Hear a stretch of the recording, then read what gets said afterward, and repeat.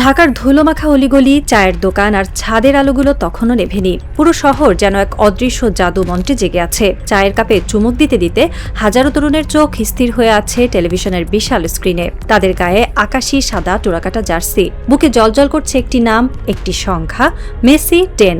স্ক্রিনে যখন ওই জাদুকর বা পায়ে বল নিয়ে এগিয়ে যায়, তখন ঢাকার এই জরাজীর্ণ গলিগুলোতে যেন এক ঐশী উন্মাদনা তৈরি হয়। মেসি মেসি চিৎকারে প্রকম্পিত হয় বাংলার আকাশ। এই দেশের মানুষ হয়তো নিজেদের দেশের ইতিহাস ভুলে যেতে পারে, কিন্তু আর্জেন্টিনার বিশ্বকাপের প্রতিটি ম্যাচের পরিসংখ্যান তাদের নখদর্পণে। ফুটবল এখানে কেবল খেলা নয়, আর লিওনেল মেসি এখানে কেবল একজন খেলোয়াড় নন, তিনি এক অলিখিত ধর্ম, এক অঘোষিত উপাস্য। কিন্তু এই অন্ধ প্রেমের উল্লাসে মত্ত থাকা বাংলাদেশের তরুণরা কি জানে, তারা যে আকাশি সাদা জার্সি পরে উল্লাস করছে, সেই পতাকার ছায়াতলে আজ কি ভয়ঙ্কর এক দানবীয় শক্তির উত্থান ঘটেছে?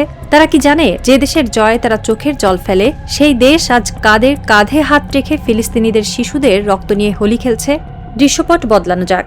ঢাকার এই চায়ের দোকান থেকে হাজার হাজার মাইল দূরে আটলান্টিকের ওপারে যুক্তরাষ্ট্রের নিউ ইয়র্ক শহরে এক অভিজাত মিলনায়তন। সেখানে কোনো ফুটবলের বাঁশি বাজছে না, সেখানে চলছে বিশ্ব রাজনীতির এক ভয়ঙ্কর দাবার চাল। আর সেই মঞ্চে দাঁড়িয়ে আর্জেন্টিনার প্রেসিডেন্ট অর্থাৎ লিওনেল মেসির দেশের রাষ্ট্রপ্রধান এমন এক ঘোষণা দিচ্ছেন, যা শুনলে যে কোনো বিবেকবান মানুষের শিরদাঁড়া বেয়ে শীতল স্রোত নেমে যাবে। শুরু হতে যাচ্ছে এক চরম মনস্তাত্ত্বিক কষাঘাতের গল্প, যা প্রতিটি আকাশী সাদা সমর্থকের আত্মসম্মানকে মাটিতে মিশিয়ে দেবে। নিউ ইয়র্কের ইয়েশিভা ইউনিভার্সিটি ইহুদিবাদী দর্শন এবং পশ্চিমা রক্ষণশীলতার এক অন্যতম প্রধান স্নায়ুকেন্দ্র।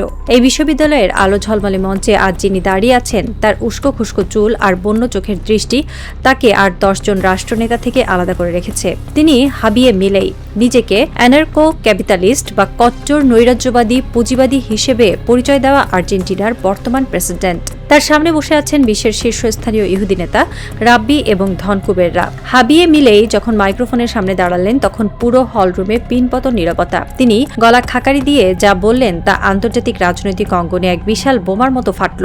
আমি গর্ববোধ করি, মিলেইয়ের কণ্ঠস্বর ছিল তীক্ষ্ণ এবং দাম্ভিক। ইসরায়েল ও ইহুদি জনগণের প্রতি আমার সমর্থন আগের মতোই অটুট রয়েছে। এই অবস্থান থেকে আমি কোনোভাবেই সরে আসব না। আর আজ আমি নিজেকে বিশ্বের সবচেয়ে বড় জায়নবাদী রাষ্ট্রপ্রধান হিসেবে ঘোষণা করছি। দর্শকদের গগনবিদারী করতালিতে ফেটে পড়ল পুরো মিলনায়তন। আর্জেন্টিনার রাষ্ট্রপ্রধান, যে দেশটিকে বাংলাদেশের কোটি কোটি মানুষ অন্ধের মতো ভালোবাসে, সেই দেশের সর্বোচ্চ নেতা আজ নিজেকে সবচেয়ে বড় ইহুদিবাদী হিসেবে গর্ব ভরে ঘোষণা করছেন। যে মুহূর্তে ফিলিস্তিনের হাজার হাজার ফিলিস্তিনি শিশু, নারী ও বৃদ্ধকে ইসরায়েলি বাহিনী নির্মমভাবে হত্যা করছে, যে মুহূর্তে পুরো বিশ্ব ইসরায়েলের এই বর্বরতার বিরুদ্ধে রাস্তায় নেমেছে, ঠিক সেই মুহূর্তে আর্জেন্টিনার প্রেসিডেন্ট তেল আবিবের পাশে দাঁড়িয়ে তাদের পিঠ চাপড়ে দিচ্ছেন। তিনি শুধু সমর্থন দিয়েই থামেননি, তিনি এই সমর্থনকে এক ধর্মীয় উন্মাদনার পর্যায়ে নিয়ে গেছেন। হাবিয়ে মিলেই শুধু নিজেকে জায়নবাদী বলেই থামেননি, তিনি এর পেছনে এক গভীর ধর্মীয় ও দার্শনিক ব্যাখ্যাও দাঁড় করিয়েছেন, যা শুনলে তার অন্ধ আনুগত্যের মাত্রা পরিষ্কার বোঝা যায়। তিনি দাবি করেন, পশ্চিমা সভ্যতার পুরো ভিত্তিটাই গড়ে উঠেছে ইহুদিদের ধর্মগ্রন্থ তাওরাত এবং বাইবেলের 10টি আদেশের ওপর। তার মতে, জীবন, স্বাধীনতা এবং ব্যক্তিগত সম্পত্তির মতো আধুনিক বিশ্বের যত মৌলিক অধিকার রয়েছে, তার সবই এসেছে ওই ইহুদিবাদী দর্শন থেকে। তার কথায় এক ধরনের হিপনোটিক বা সম্মোহনী সুর ছিল। তিনি বাইবেলের এক্সোডাস বা মিশর থেকে ইসরায়েলিদের বেরিয়ে আসার ঘটনার কথা উল্লেখ করেন। তিনি বলেন, ইসরায়েলিদের ওই যাত্রাতেই স্বাধীনতার মূল ধারণা লুকিয়ে আছে। এই ধর্মীয় মূল্যবোধগুলোই পশ্চিমা সভ্যতার বিকাশের ভিত্তি তৈরি করেছে। তাই ইসরায়েলের সাথে কোনো ধরনের আপোষ করার প্রশ্নই ওঠে না। মিলেইয়ে এর কথার অর্থ কি? এর কথার অর্থ হলো, ফিলিস্তিনের মাটিতে যা কিছুই ঘটুক না কেন, যত রক্তই ঝরুক না কেন, আর্জেন্টিনা সবসময় ইসরায়েলের পক্ষে থাকবে। কারণ তারা এটিকে নিছক কোনো রাজনৈতিক বিষয় হিসেবে দেখছে না, তারা এটিকে একটি পবিত্র যুদ্ধ বা হোলি ওয়ার হিসেবে নিয়েছে। কট্টর উদারতাবাদী চিন্তাবিদ হান্স হারমেন হোপে যখন মিলেইয়ের এই উগ্র ইসরায়েলপন্থী অবস্থানের তীব্র সমালোচনা করেছিলেন, তখন মিলেই তাকে স্রেফ তাচ্ছিল্য ভরে উড়িয়ে দেন। তিনি স্পষ্ট জানিয়ে দেন, ইসরায়েলের প্রতি সমর্থন জানাতে তিনি গর্ববোধ করেন এবং কোনো সমালোচনাই তাকে টলাতে পারবে না। তিনি নিয়মিত ইহুদি ধর্মের শীর্ষ নেতাদের সঙ্গে পরামর্শ করেন এবং রাষ্ট্র পরিচালনার ক্ষেত্রে তাদের কাছ থেকে দিক নির্দেশনা নেন। এক কথায়, আর্জেন্টিনা আজ পরিণত হয়েছে ইসরায়েলের এক বিশ্বস্ত দাসে। এখন প্রশ্ন হলো, এই ভূ রাজনৈতিক নোংরা খেলার সাথে লিওনেল মেসির কি সম্পর্ক? কেন বাংলাদেশের আকাশি সাদা ফ্যানদের এই গল্প পড়ে লজ্জিত হওয়া উচিত? সম্পর্কটা এখানেই যে মেসি কেবল একজন খেলোয়াড় নন, তিনি হলেন আর্জেন্টিনার অফিসিয়াল কালচারাল অ্যাম্বাসেডর বা সাংস্কৃতিক দূত। যখন হাবিয়ে মিলেই নিজেকে বিশ্বের সবচেয়ে বড় জায়ানবাদী হিসেবে ঘোষণা করছেন, তখন লিওনেল মেসি এই রাষ্ট্রেরই প্রতিনিধিত্ব করছেন। বাংলাদেশের যে তরুণেরা শুক্রবার জুম্মার নামাজের পর গাজার মজলুম মুসলমানদের জন্য চোখের জল ফেলে ফিলিস্তিনের পতাকা হাতে নিয়ে ইসরায়েলের বিরুদ্ধে স্লোগান দেয়, তারাই আবার শুক্রবার রাতে মেসির জয়ে আনন্দে মিষ্টি বিলায়। এর চেয়ে বড় হিপোক্রেসি বা ভণ্ডামি আর কি হতে পারে? একটু ইতিহাসের পাতা উল্টানো যাক। লিওনেল মেসির সাথে ইসরায়েলের সম্পর্ক আজকের নয়। 2018 সালে জেরুজালেমে আর্জেন্টিনা এবং ইসরায়েলের মধ্যে একটি প্রীতি ম্যাচ হওয়ার কথা ছিল। সে সময় ফিলিস্তিনিদের তীব্র প্রতিবাদে ম্যাচটি বাতিল হয়, কিন্তু মেসি বা আর্জেন্টিনা ফুটবল অ্যাসোসিয়েশনের ইসরায়েল প্রীতি তাতে একটুও কমেনি। মেসি যখন ইসরায়েলে যান, তখন তিনি হাসি মুখে ইহুদিদের পবিত্র দেয়াল ওয়েলিং ওয়ালে গিয়ে মাথায় কিপ্পা, ইহুদিদের ঐতিহ্যবাহী টুপি পরে প্রার্থনা করেন। তার সেই ছবি সারা বিশ্বের ইসরায়েলি মিডিয়া গর্বভরে প্রচার করে। ইসরায়েলের ধনকুবের এবং স্পন্সরদের সাথে মেসির বিলিয়ন ডলারের ব্যবসায়িক সম্পর্ক। যে ইসরায়েলি স্টার্টআপগুলো ফিলিস্তিনিদের ওপর নজরদারি করার প্রযুক্তি বানায়, তাদের অনেকের সাথেই পরোক্ষভাবে জড়িয়ে আছে পশ্চিমা কর্পোরেট বিশ্ব, যাদের ব্র্যান্ড অ্যাম্বাসেডর স্বয়ং লিওনেল মেসি। আর গাজার শিশুরা যখন বোমার আঘাতে ছিন্ন ভিন্ন হয়ে যাচ্ছে, তখন এই ফুটবল দেবতার মুখ থেকে কি একটি শব্দ বের হয়েছে? ফিলিস্তিনের পক্ষে কি একটি সহানুভূতিমূলক পোস্ট তিনি দিয়েছেন? না, তিনি চুপ।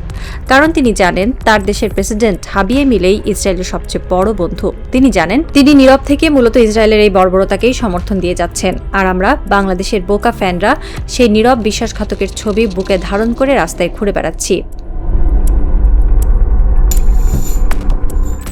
বাংলাদেশের প্রতিটি আর্জেন্টিনা সমর্থকের আয়নার সামনে দাঁড়িয়ে নিজেদের প্রশ্ন করা উচিত, আমরা আসলে কাদের সমর্থন করছি?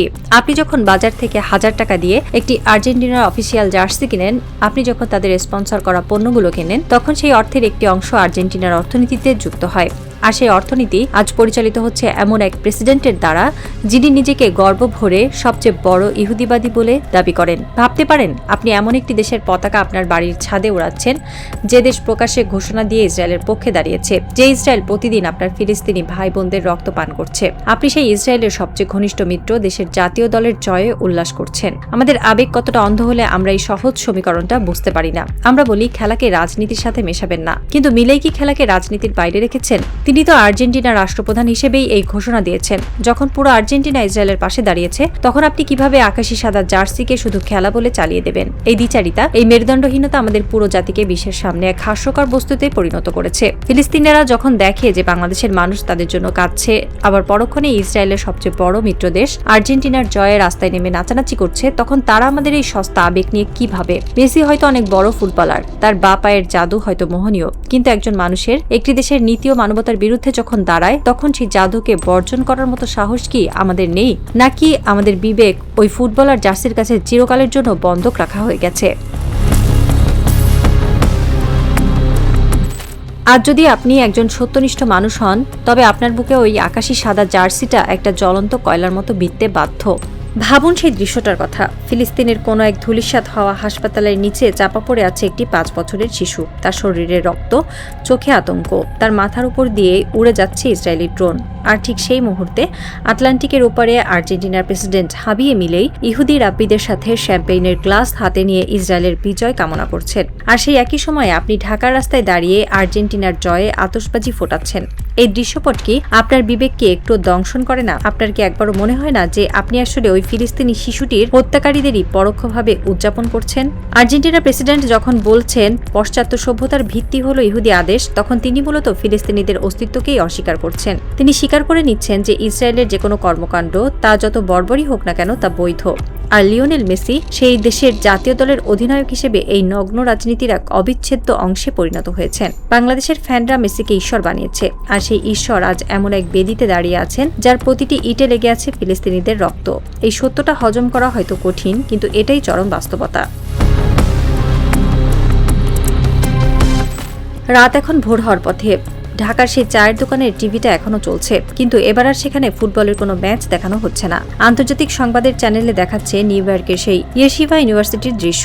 হাবিয়ে মিলেই হাসি মুখে নেতানিয়াহুর এক ঘনিষ্ঠ দূতের সাথে করমর্দন করছেন। নিচে ব্রেকিং নিউজের স্ক্রলে লেখা, নিজেকে সবচেয়ে বড় জায়নবাদী হিসেবে ঘোষণা করলেন আর্জেন্টিনার প্রেসিডেন্ট।